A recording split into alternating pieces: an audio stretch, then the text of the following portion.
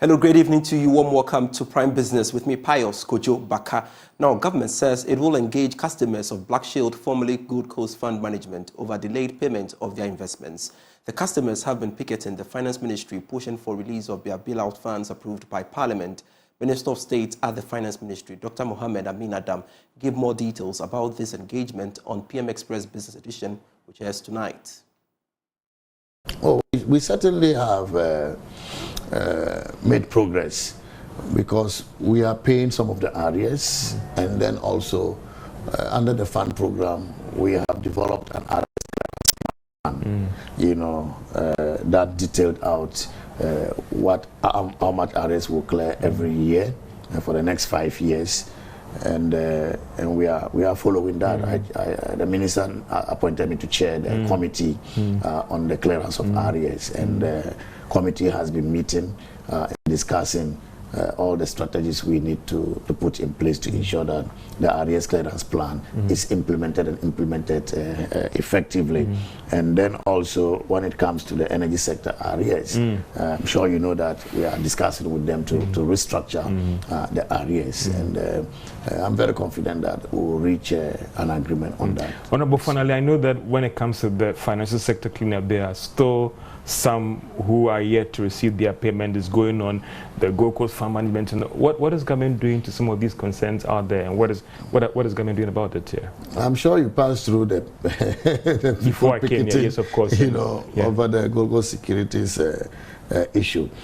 Well, this matter is in court, and I don't know if I'm competent to speak on that. Yeah. What I do know is that the Securities and Exchange Commission is involved in this matter, and under the direction of the Minister for Finance, I've invited the leadership of our citizens, our compatriots who are picketing, for a meeting tomorrow, so we can listen to their concerns and engage SEC and all other relevant agencies to see how we can bring a solution. And is the hope that some progress will be made, Honorable? Yes, I'm very confident. And the full interview airs tonight on PM Express Business Edition at 9 p.m. Meanwhile, the Securities and Exchange Commission says majority of the customers have received a fraction of their funds under the partial bailout program. This is despite the fact that it has not been able to recover assets of Black Shield, as directors have pursued all legal means to slow the process. Now, the Securities and Exchange Commission in a statement maintained that it might be difficult to pay all the amount outstanding if the liquidation process of the company is not completed.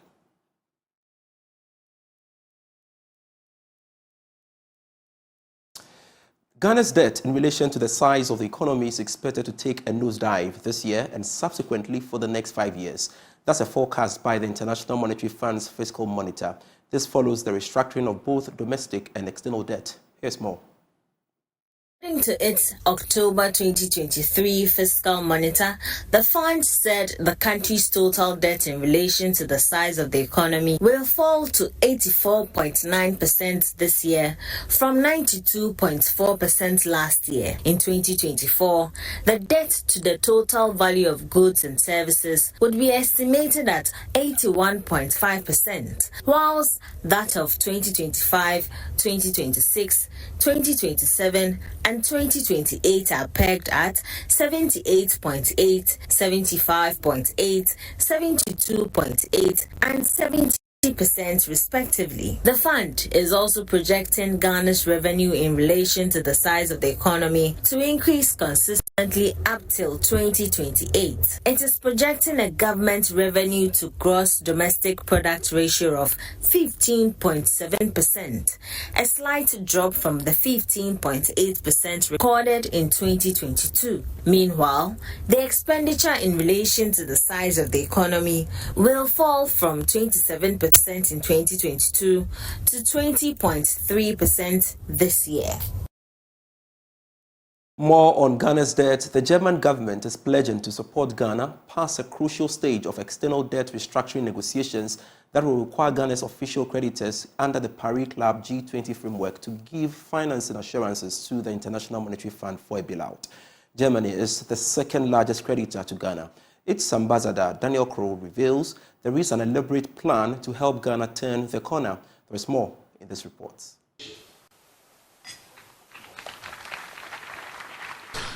A toast to closer ties and increased economic partnership. That was the resounding message when the German mission in Ghana hosted Ghanaians and other members of the diplomatic corps to mark this year's German unification anniversary. Ghana, which has had a long history of friendly ties with the German government, is hoping to increase its cooperation, especially as the country faces its worst economic crisis with an ongoing bailout from the IMF. This plea for support was echoed by Minister for Railway Development John Peter Amewu, who called for increased German assistance and increased investment to promote economic growth. I would like to acknowledge the Germans' financial support to the critical sectors of Ghana's economy, including the renewable energy development, the financial sector strengthening, education and skill development, digital transformations, good governance, food security, female empowerment, and support to medium and small-scale industries. The call for increased German investment in Ghana and Africa in general is imperative against the backdrop of ongoing global development, not least the Russia-Ukraine war, the terrorism, social and political upheavals in other parts of Africa, especially the Sahel region.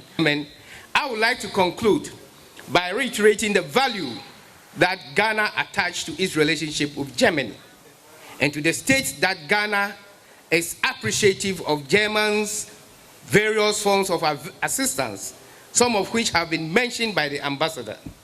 It is my fervent hope that Ghana and Germany will continue to work together to further deepen our cooperations at the bilateral and multilateral levels, particularly on issues relating to peace and security, climate change, renewable energy capacity building, and sustainable growth for all. German ambassador to Ghana, Daniel Krul, assured that his government will respond to Ghana's request for assistance to master the severe economic downturn. Germany, which is Ghana's second largest creditor, says it will live up to expectation as the government readies itself to enter crucial negotiations with the Paris Club in November this year. And it is essential for safeguarding our United Nations. Countries on the African continent in particular are feeling the dire consequences, including Ghana, where the Russian war exacerbated the outbreak of the simmering financial crisis. Germany, as the second largest creditor to the country, remained committed to respond to Ghana's request for assistance to master the severe financial and economic crisis, to regain fiscal space, to return onto the path of economic growth and lay the foundation for prosperity of future generations. In the G20 common framework, Germany will live up to its responsibility, and we will build on our bilateral development cooperation portfolio of currently over 700 million euros, and we will agree on new initiatives and programs. The next governmental negotiations will take place in November this year. And German Chancellor Scholz will host another Compact with Africa summit in Berlin in November that aims at generating fresh private direct investment for the African continent, including Ghana. The two countries are seeking to further consolidate the stronger ties with a visit by German Chancellor Olaf Scholz, who is expected to pay a state visit to Ghana later this year.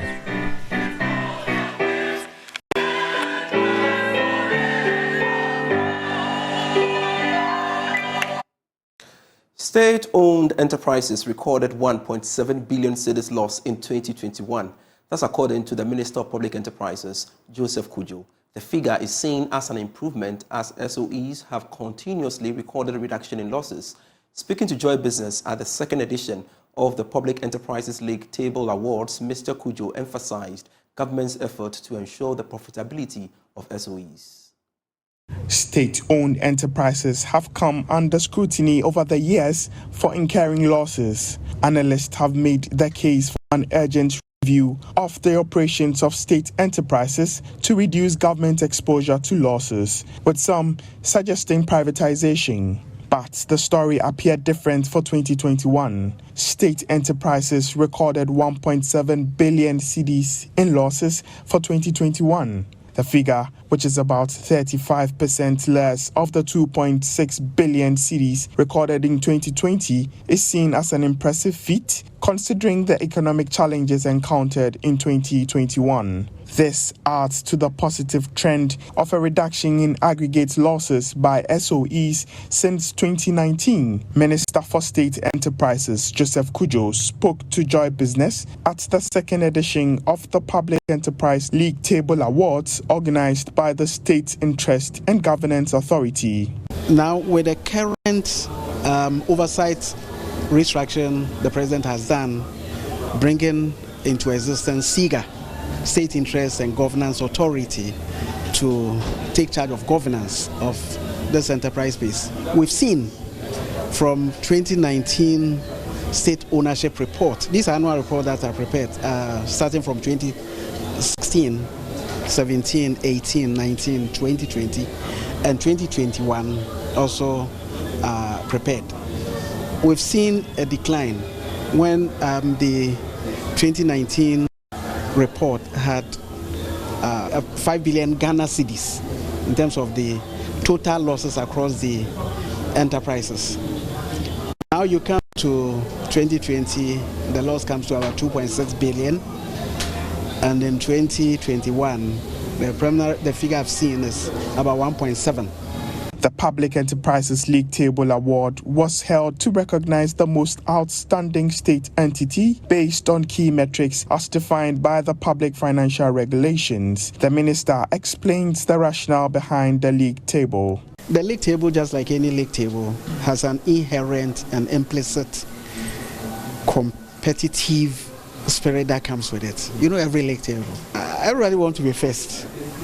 So you have to deal with your operations and your performance from within, and compliance embedded in it, not only the profitability but also compliance. Are you preparing audited accounts? Director General of the State Interest and Governance Authority, Ambassador Edward Boateng, stated his outfit's resolve to ensure SOEs contribute about 50% of the country's GDP. For them to move from 5% in 2017 to 21% in 2023 is a major achievement.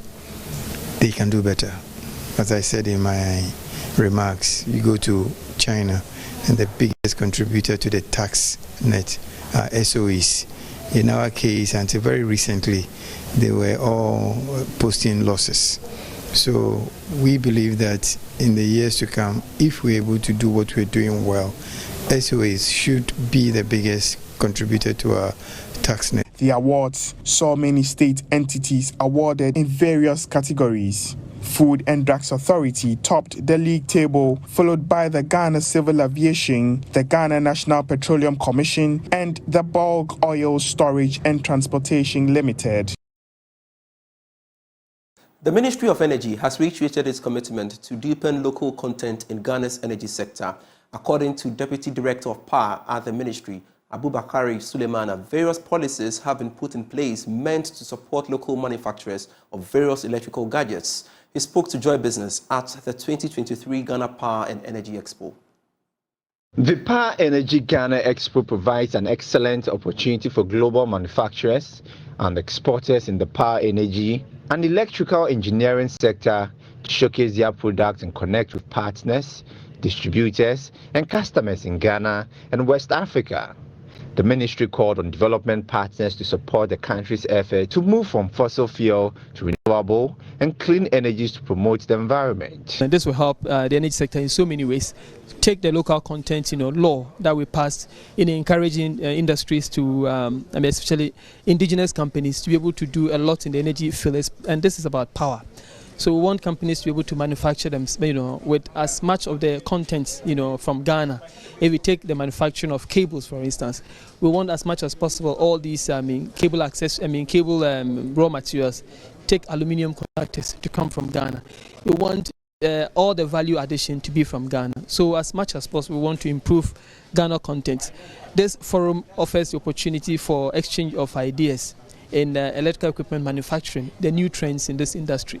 It also, brings, like-minded stakeholders together to exchange ideas, and trade, to boost trade, as much as possible, have the Ghana's content in this trade, to be as to increase from its current levels. The 3-day event, which opened yesterday and would end on Friday, is being attended by over 100 exhibitors and over 4,000 businesses in the electrical and power sectors and professional buyers from all over the world for the event. In some other business news, the Pro-Vice Chancellor of the Ghana Communication Technology University, Professor Robert Ebo-Hinson, has indicated that building an appropriate service delivery culture is critical for the success of the African Continental Free Trade Area Agreement. According to him, improved service delivery will enhance trade activities in the sub-region. He was speaking at an international customer service summit organized by the Customer Service Africa.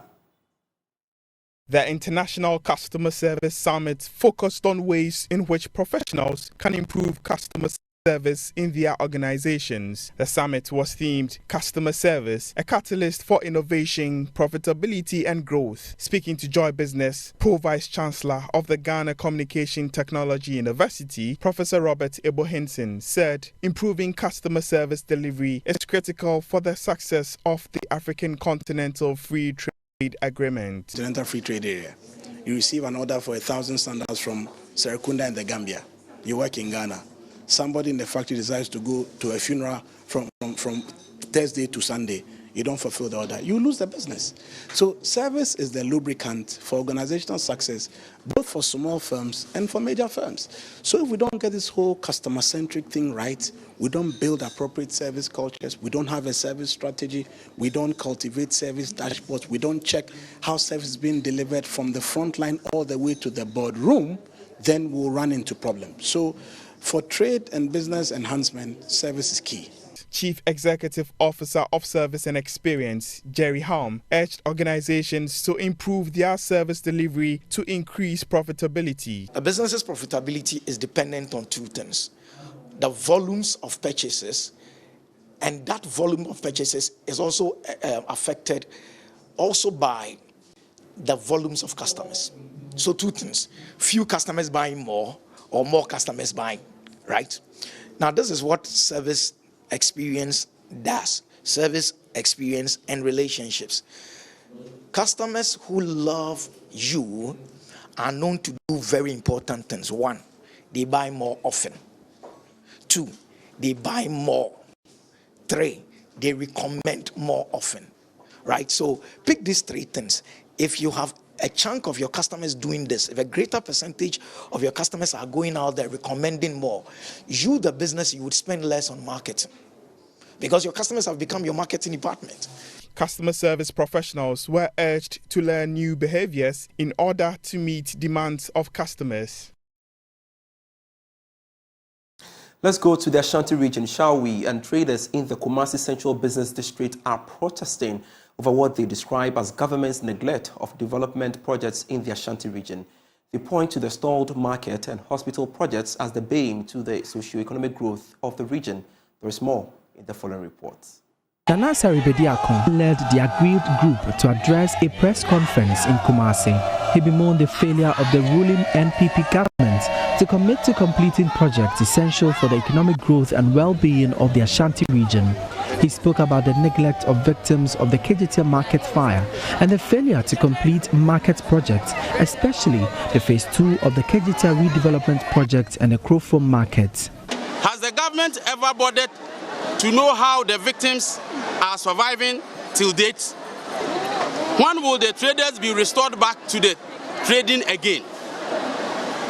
Does the Vice President really care about these affected traders? To be a leader, you must first serve the people you want to lead. These affected traders are still at the mercies of the government. On the KG3 Central Market project, it is very disheartening that ever since the phase 1 of the 3 phases of this project was completed with it accompanying problems, till date, not an undiluted attention has been paid to the other remaining 2 phases. When several months ago, work on the phase 2 of the project was halted, some government officials said it was just for the holidays break.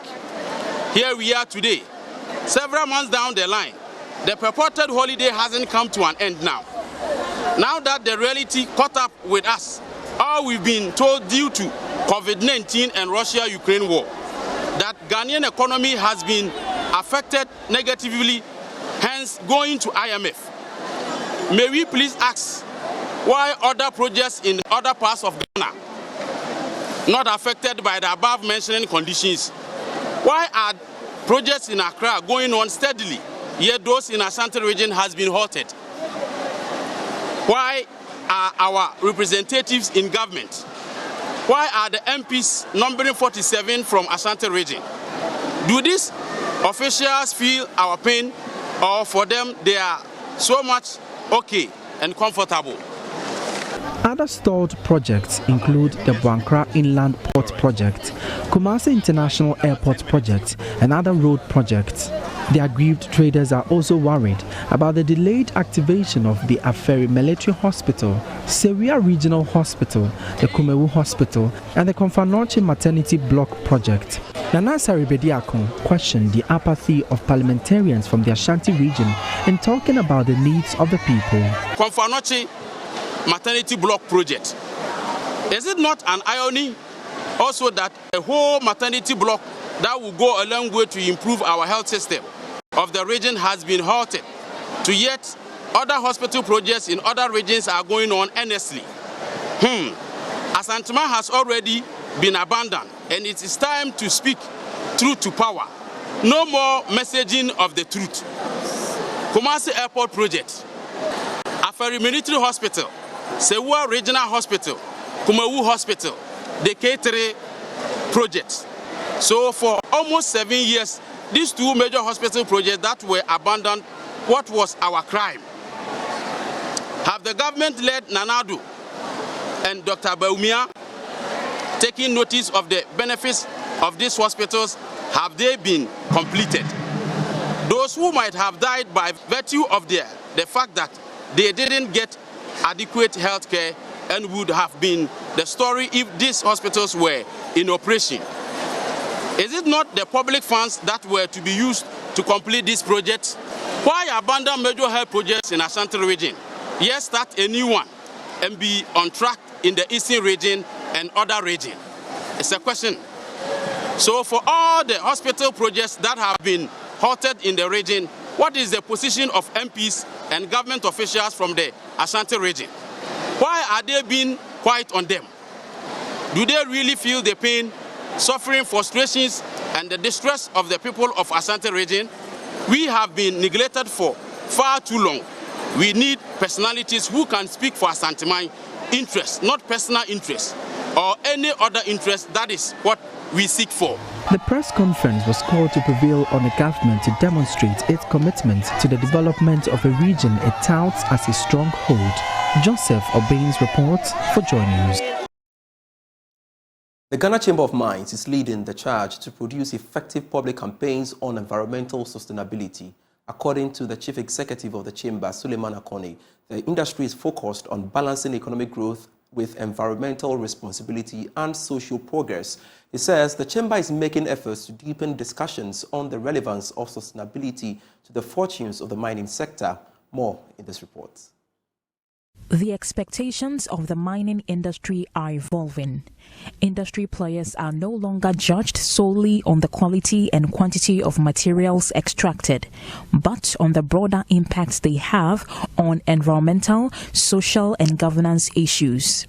To enable stakeholders to showcase their commitment to sustainability, build trust and attract investors, the Ghana Chamber of Mines is building the capacity of members in sustainability communication. Suleiman Okoni is Chief Executive Officer of the Chamber. Give capacity to our members and our various stakeholders about sustainability. It's also to engender conversations and sharing of experiences on the same theme, and also deepening the issues around sustainability and how to report them. So first and foremost is what is sustainability and the need for us to implement sustainability in our respective organizations. But once this is done, the expectation is that you should be able to communicate both internally and externally about the progress you have made. In the quest for sustainability, participants are advised to master the art of storytelling in highlighting the positive impact of their corporate social investments. These stories are powerful tools which humanize the industry, making their sustainability efforts relatable. People do good things without even communicating. So we've had a session, the opening session, where questions were asked, so what have you done regarding sustainability today? And it's not just even within the corporate sphere, but even in our own individual small ways. I highlighted that strongly, to say that in our own individual ways, we need to exhibit sustainability. Even at the home, even in the workplace, you understand, all of us have responsibilities to showcase sustainability. Things around the use of water, use of energy, and so on and so forth. We need to make sure that we keep this at the front burner. It's also important. We don't have to just leave this to the corporate executive. Of course, we are corporate executives, but as they say, charity begins at home. For Joy Business, Mona Lisa Frimpong reporting. And that's how we part company here on Prime Business with me, Pius Kojo Baka. We've got international business for you, after which Prime Sports follows.